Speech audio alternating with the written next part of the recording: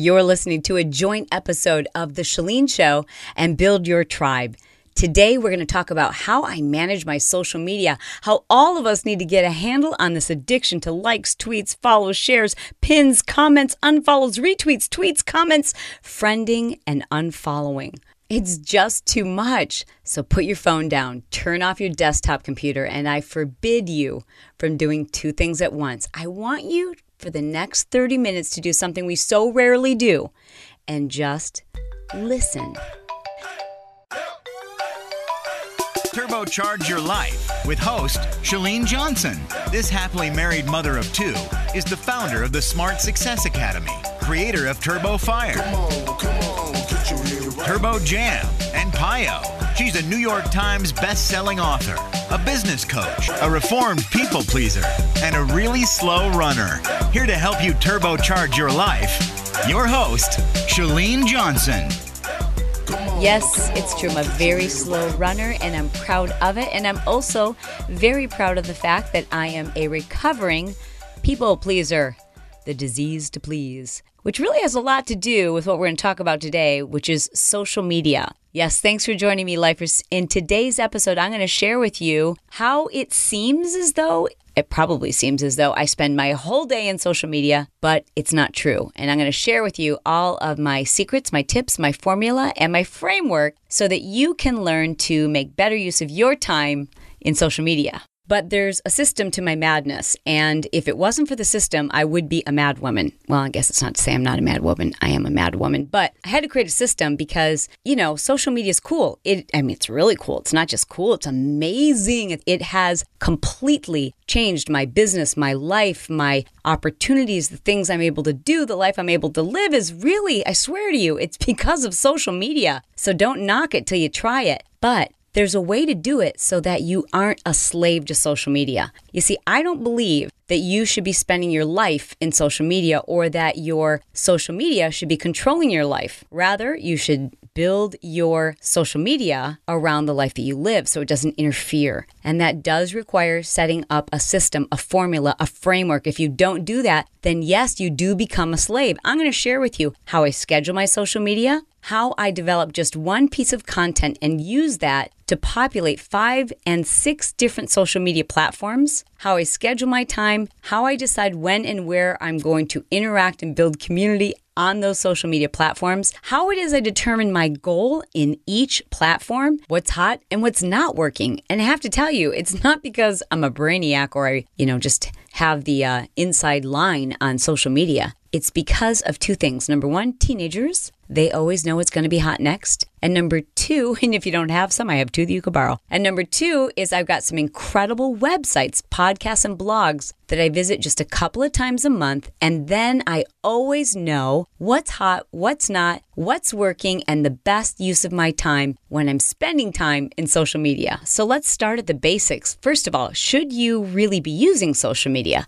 I think you probably know my answer is yes. But it's not as obvious as you might think. Now, clearly, I have a business. And I met you on the internet. I meet most of my customers on the internet. It's how I connect with the world. It's how I share my message without having to travel around the world. And thank the Lord that I'm blessed with that opportunity. But so are you. I don't want to leave home. I'm a total homebody. I'm in my home recording this right now. I don't like to be away from my family. And that's why I love podcasting, because I can talk to you without having to travel to where you live. And I can share my message and share these things that I believe it's part of my purpose is to teach and to figure things out and then share it with other people, to struggle, to fail, to fall. And then once I've figured it out and gotten through the challenge, to share that with other people, I believe in my heart that that's what I was meant to do. So I love social media for that reason. But let me share with you this. It's not just because of my business. And you can argue with me if you'd like. Every person who listens to the show needs to have a plan B. And by plan B, I mean another business lined up, even if you are the CEO of the world's biggest company, at any moment, you just don't know how things could turn and you could lose your job. Not only is it for security purposes, but it's fulfillment. It's so fun. It's so cool to be able to create something and share it with other people and have it change their lives. And what the heck, maybe put a couple of bucks in your pocket. That is the beauty of social media. Now, let me share with you how this personally affects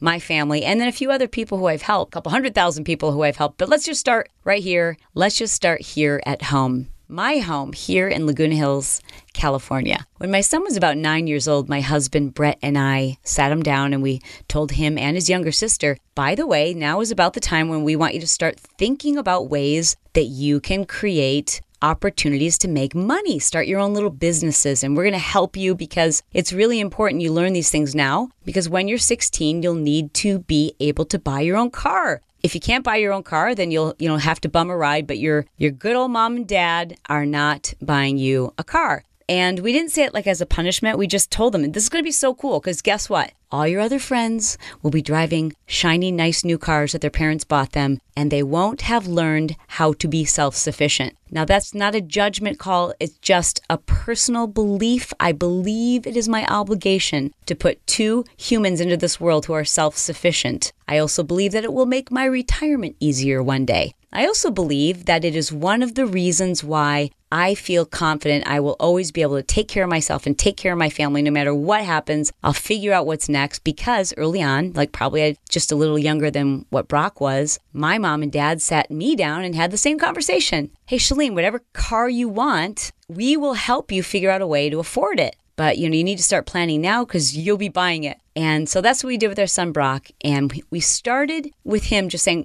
dude, what are you interested in? What kind of a business would you like to start? And he went through a couple of different pretty funny businesses. One of them was called Lace My Kicks. And he would take kids' stinky tennis shoes home from school and he would charge them $5. And then he would buy $2 worth of shoelaces, different colors, and he would lace them up kind of like all funky patterns and stuff. It was cute. Listen, it was just teaching him, hey, wow, I can provide a service to other people and give them something that they can't do that I'm good at, and I can earn money. And it gave him that little entrepreneurial spirit. My daughter started drawings and making these little cartoon figures that we turned into a screen print and sold on t-shirts for her. And that was her first taste of entrepreneurism. Eventually, my son Brock got interested in those, I forget what they're called, but they're like those wristbands that you would wear that supposedly helped your balance. And there's some kind of magnetic device in them or something. I don't know. I was a little suspicious, reluctant, but the kid loved them because all the NFL football players were wearing them. So Brock was like, I love these things. They were called Power Balance. That's what they were called, Power Balance. And so Brock said, I would like to distribute these. I want to be a salesman for Power Balance. So I took him down to the Power Balance headquarters and we met with the CEO there and asked if Brock could be one of their youngest distributors. And they said, sure. And I think they probably thought he would buy like 10 bands or something. Well, he started a Twitter account. And I started teaching him how to network on Twitter and how to build that interaction and to build a following. And this is about the time when Twitter was relatively new, enough so that he was really one of those early settlers. And he just got really lucky and landed on a couple of really big accounts, international accounts, and started shipping his Power Balance bands internationally. And then I guess it didn't hurt that his mom actually wore one in one of my infomercials. I wore one of his bands, Power Balance Brock bands, on one of my arms, and he studded it with rhinestones, and he just got a ton of orders for that too. You know what it was? It was enough to get him excited about business, enough so that when he did turn 16, he was able to buy his own vehicle. He bought a 1989 Ford F-250. What? That's right, baby. All the other kids are rolling up in sweet BMWs and Mercedes, but Brock's rolling up all "You Go USA" with like flags out the side, and it's a red and white striped Ford F-250. So cool. It had 10,000 miles on it. Yep. He bought it off of eBay. We searched for months and months and months. And he drives that car into the parking lot with his shoulders pulled back. I knew he would feel so much pride in the fact that we didn't do it for him. He did it himself. Sierra is, at the time of this recording, she is 14 years old. So she is working on being able to buy hers, and she's got a nice chunk of change. We'll see what she ends up with. But as of today, she could totally afford to buy her own vehicle, and she will be. She's just trying to increase her earnings until that time. Let me share with you another young man's story, and that is a gentleman that I met speaking at a local high school to entrepreneurs. It was a class where kids learn, right here at Mission Viejo High School, kids learn entrepreneurism. And if there are any teachers out there listening, every school in America needs this class. Gosh, so cool. Anyways, one of the kids after the class came up to me and he said, I would, love your help if you would be interested in, if there's any way I could ask you to mentor me. His name's Jake Bedard. And I said, Jake, absolutely. And I get approached often by kids who are like, I've got this great idea. You know what they always say? They always say, I want to start a t-shirt company. And I'm always like, okay. So usually what I do is I give eager kids like that a pretty heavy-duty assignment, and that's typically the last you hear of them, but not Jake. Everything I gave to Jake, like 24 hours later, he's like, okay, I'm done. I built my website. Yes, I've made it mobile responsive. I've created a freemium. Yes, I'm collecting email addresses. And yes, now I'm blogging at least once a day. And now I'm collecting email addresses. And now I'm serving my tribe. And now I've become an affiliate for all these other companies. And Jake has learned how to become an affiliate in less than 3 months and is putting himself through college. Go, Jake! By using social media, by using YouTube and teaching people how to create websites, specifically using Bluehost. I happen to also be an affiliate for Bluehost, but I don't want you to use my affiliate link. I want you to use Jake's affiliate link because we need to support young entrepreneurs. How is he doing that? Social media, y'all. And you can do that too. It literally took him 13 minutes. 13 minutes to create a video tutorial on YouTube showing people how to set up their Bluehost website. And then in the bottom of his YouTube description, he lists his affiliate link for Bluehost. That's called passive income. It's also 3 stories that I want you to think about. And I shared with you young people who don't have a lot of time, they don't have a lot of focus, and they don't yet have the same motivation that you and I have, which is I got to pay these bills and I want to spend more time with my family. So if these young people can do it, so can and so should you. Now, for the rest of us, when it comes to social media, I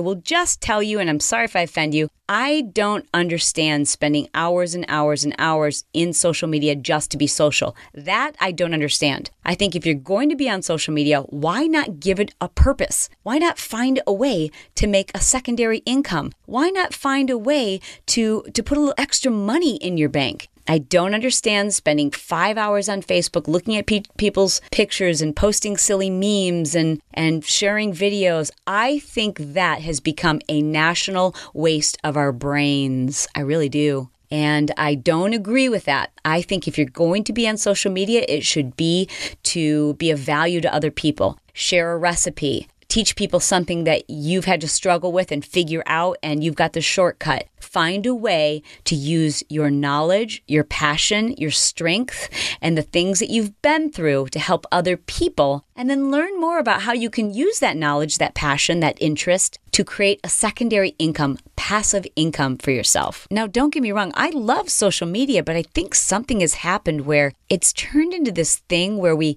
constantly have to be looking at something and look and being entertained and watching what's happening in social media. We can't just sit still. We can't just focus and listen and literally feel what we're supposed to feel. And I'm just as guilty as anyone else. I mean, there's been times where, like, for example, my phone died and I had to wait like 3 days to have one replaced. And you would have thought that I was on a starvation diet. I kept grabbing a phone that wasn't there, like I kept going to check my phone. I'm like, oh, that's right, I don't have a phone. And what am I checking? And just so habitual.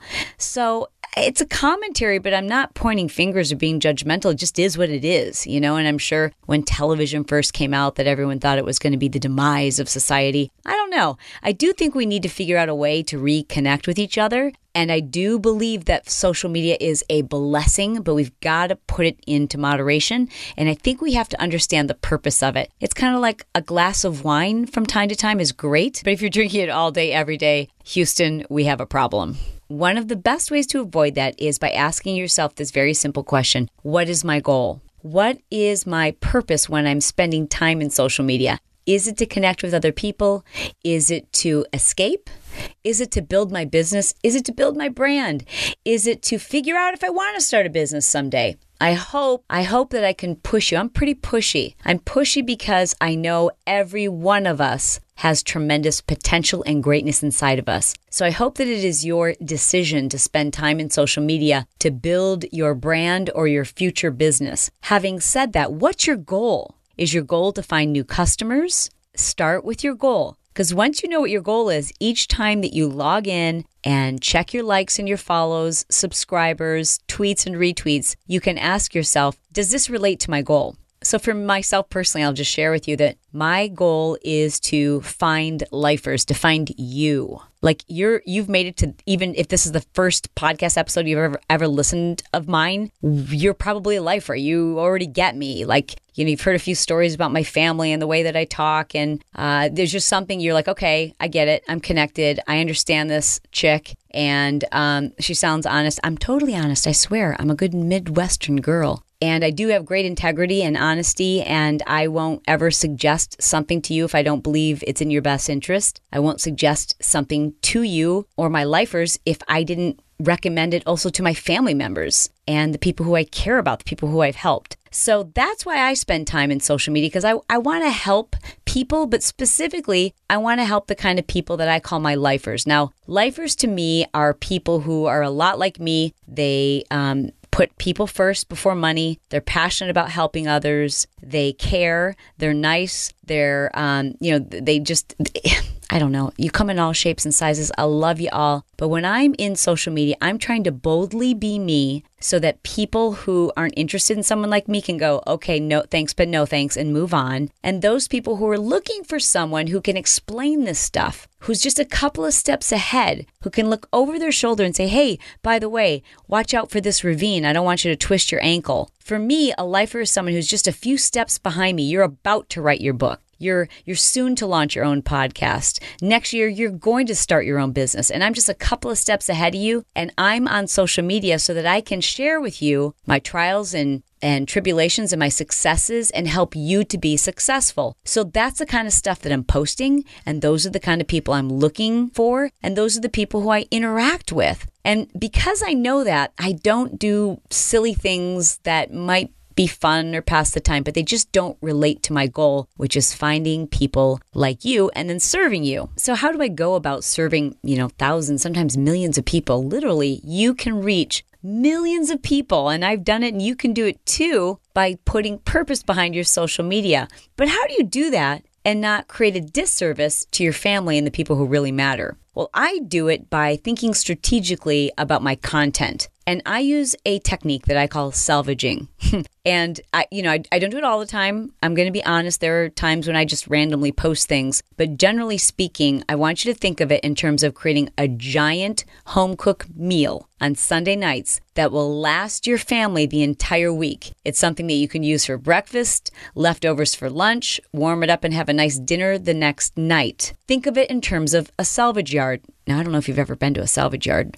Some people call them a junkyard. I call it a salvage yard. But a salvage yard, if you can picture this, is a place not like the county dump, but a salvage yard is where people sell and buy parts that are no longer associated with like whatever it was originally. Like, for example, if you've got a nice new bumper that's come off of a vehicle and the vehicle's been totaled, but why throw away that bumper when you could sell it to a salvage yard and then somebody who needs that particular bumper can go there and buy that salvage part? That's how I've been able to save tons of time and populate a multitude of social media platforms with just one piece of content. And here's how I do it. I might film, let's say, maybe a 15-minute workout. So I'll set up my phone. I use this really cool, super cheap, super portable iPhone tripod, and I will list a link to it. I get it at Amazon.com, and I'll list the link to it in my show notes. But it's like maybe 10 inches long when you fold it down. And I just set up my little iPhone, turn it sideways. That's really important. Don't have it standing vertical, turn it horizontal. And I'll just film like 10 or 15 minutes of my workout without sound. Now that 10 or 15 minutes turns into content for me for sometimes what can be 2 weeks. So I'll take the long version and I will bring it back to my hard drive and I'll record a voiceover over it. That then becomes a long episode on YouTube or something that I can create as part of a freemium for people who log into my 7-day Eat Clean Train Mean Challenge, which is you can find it cj7day.com. That's an unintentional plug, but that's what I do is I create these longer workouts that people can do at home, and then they receive them when they opt into my freemium. Okay, so there's YouTube. Then I cut that down into like maybe 10 different clips and upload that throughout the week to Facebook. Those get shared like crazy. Facebook loves video, but Facebook doesn't share video links that were posted from YouTube as freely and as aggressively as they share video that's organically uploaded directly to Facebook. So that gives me, and Facebook, by the way, at least my followers don't tend to share my videos when they're long. So if I shoot like 10 or 15 minutes, that's just tons of little 1 and 2 minute videos for me to share all week long, sometimes even up to 2 weeks later on Facebook, tons of content. Now, I'm sure you've already caught on to this, but I will share 15 seconds like crazy on Instagram. So if I film a 15-minute video, that's tons and tons and tons of footage of 15-second clips that I can post to Instagram. Now, if you look at my Instagram page, you can see I'm not always wearing the same outfit. So typically what I'll do is I'll take that 15-minute segment and I'll cut it up into, say, like 20 different 15-second intervals, and I'll post like 2 this week and then 2 a couple of weeks from now and 2-3 weeks from then. And I don't have to generate new content because I'm still salvaging the content that I created in that one particular block. Now, on top of that, I can take that same material and post it to Pinterest. Then I can say, hey guys, check out this long or 15-minute cardio workout that you can do free on YouTube. And I'll hit that up as a tweet. And then I'll write that tweet 10 different ways, saying, hey guys, here's a workout you can do at home, link to the YouTube. Hey guys, here's some free workouts that you can do while you're traveling, link to YouTube. Hey guys, I just posted a great workout on my Facebook page. Check it out now, link. And all of that goes to Twitter. So you can see how just one piece of content can be salvaged into all these different areas, but it really does require that you set up that system so that once you create that piece of content, you know who gets what and what works where, because every social media platform is just a little different. Next is it's extremely important you understand this. You don't have to reply to everyone. And I know there are people out there, I've read their books, who think that you're supposed to be on Twitter all day long, and if someone tweets you or mentions you, it's rude if you don't reply. You know what? It's rude if you don't respond to a family member who's sitting next to you who's like, mom, and you're looking down because you feel like you have to reply to this stranger on Twitter. I just believe you've got to get your priorities straight. And those followers on Facebook, on Instagram, and on Twitter, they're fantastic. And those are the people who I want to connect with and find and help and serve. But I will serve my family first. And so I will not respond automatically to everyone in all of those places. I've got rules in place. And here's what it looks like for me. I will make myself available right after I post. Specifically on Facebook, as soon as I post something on Facebook, I am typically around to quickly respond to like 5 or 6 or 10 or 15 people, those first couple of comments. Those tend to get more likes and replies, and then they stay up at the top of my comment section anyways. So then people who are checking in can see that it's actually me responding and talking and replying and reading, and that helps with engagement. With Twitter, I only pick about one time a day where I jump on Twitter for 10 or 15 minutes. And that is because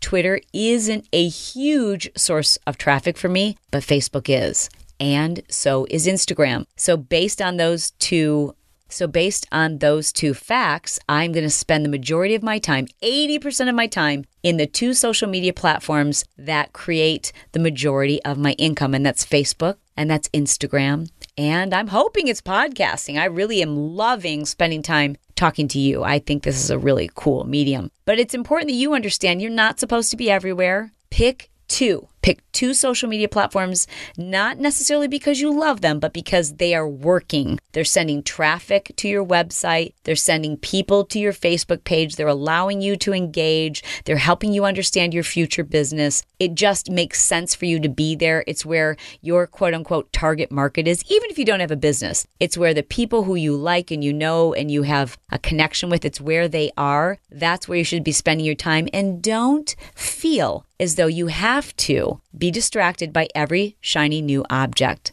which leads me to my next point. There's a new social media platform like every 2 seconds. And I know it's so tempting to go, wait, what? Should I be on Vine?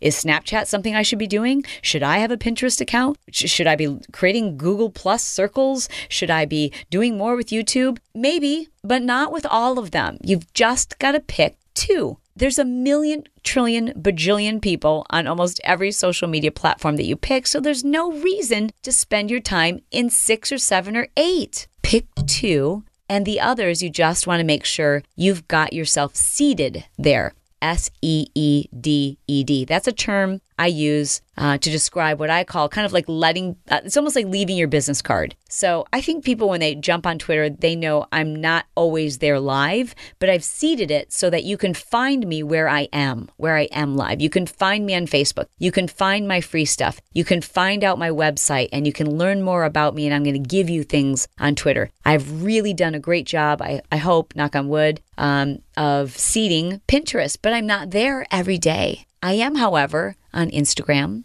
and on Facebook every day. And I think each of us has to decide, where should we be and not be so distracted by whatever the newest and the latest and the greatest is. Just do a little bit of research to see if it makes sense for you. And if people are still talking about it, well then, circle back around and find out if, in fact, that's a social media platform that you should be looking at. If it is, here's the next rule that I apply, and I hope it helps you too. When I decide to go deep into a new form of social media, I have to commit to cleaning out my closet. It's just like when you go shopping and you come home with 3 bags of new clothes or shoes or things that are going to fill up your closet. You don't just, maybe you do. You shouldn't just keep loading up your closet. My friend Lori Marrero, who's the author of The Clutter Diet, suggests that whenever you bring something new into your closet, force yourself to donate something. Now, I'm not asking you to donate your Twitter account or, to get rid of your MySpace account. Yeah, right. You did that a long time ago. But I am asking you to,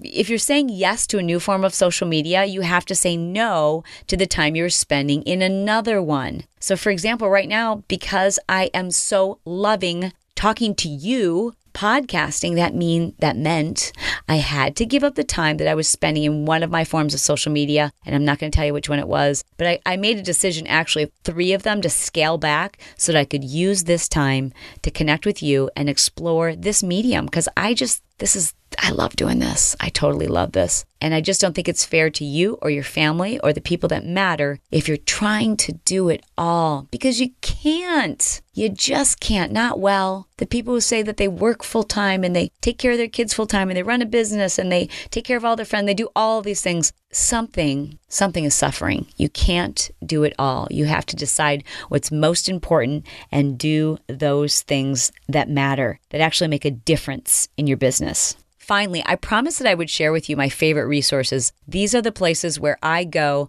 that make other people assume that maybe I have a social media crystal ball. The first one I told you is teenagers, and I was not joking. Talk to teenagers. Whether you have some, don't be a creeper walking up to strangers like, hey there, little girl. Just kidding.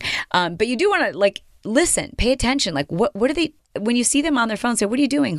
Just out of curiosity, what's your favorite form of social media? Because what they're using tends to be what's hot next. Usually when they're using it, there are no marketers there. There aren't any adults. It's all the cool kids. And then once it becomes really, really popular, that's when the trends start to change. So if you can kind of figure it out while they're in it, that's the best time to be an early settler. And there's another really important reason why you should do that, especially if you have kids. Because if you just rely on them describing to you what that form of social media is, you don't know what it is. Trust me. That's how I figured out what Ask FM was and told my kids, oh no, you are not having an Ask FM account. And gosh, there's a bunch of them. They're just, you Snapchat. You've got to actually download it and use it and see what's going on so that you're not just relying on your kids going, oh no, it's totally cool. There's no nudity. There's no bullying here. You need to use it and understand it and ask yourself, is this something that I could use to market and connect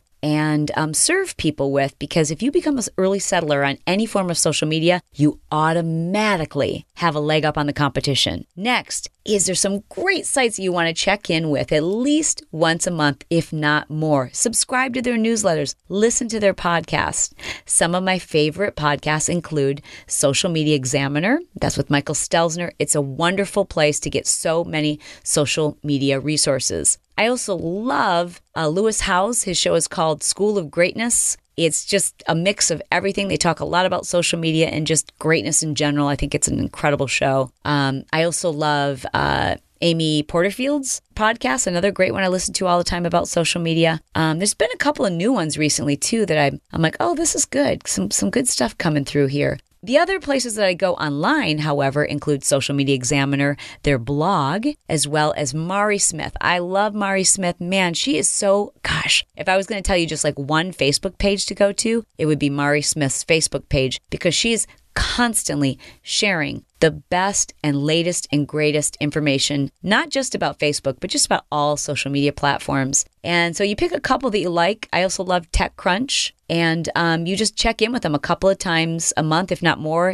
Myself, this is kind of my business, so I'm checking in sometimes 2-3 times a week, and it saves me time. It really does in the long run. Bottom line, whether you are using social media for a business or to pass time, I think it's essential that all of us set limits. You need a schedule. If you don't create a schedule, if you don't set limits and boundaries, what happens is we develop these habits where we feel as though we have to be pacified by looking and interacting and watching what's in the palm of our hand on our mobile devices, as opposed to putting that thing down and engaging with the people who matter. The people who matter need your undivided attention. Set a time when nobody's on their phones. You just put them down and you actually listen to each other and you engage and you relax. It's funny, man. We don't even realize how tense we are because we're constantly checking social media. It's this, we can't even figure out what it is. It's this thing kind of hanging over our head. Like, I feel like I need to check on something. I feel like there's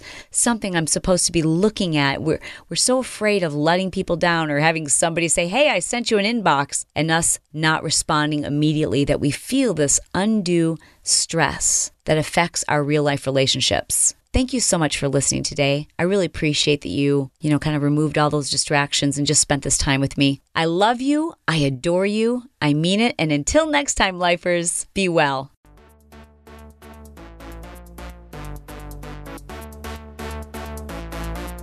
Thanks for listening, lifers. Chalene invites you to join her for her free coaching program designed to help you get organized, productive, and laser-focused on what really matters. To sign up for a free video coaching program, please visit 30daypush.com.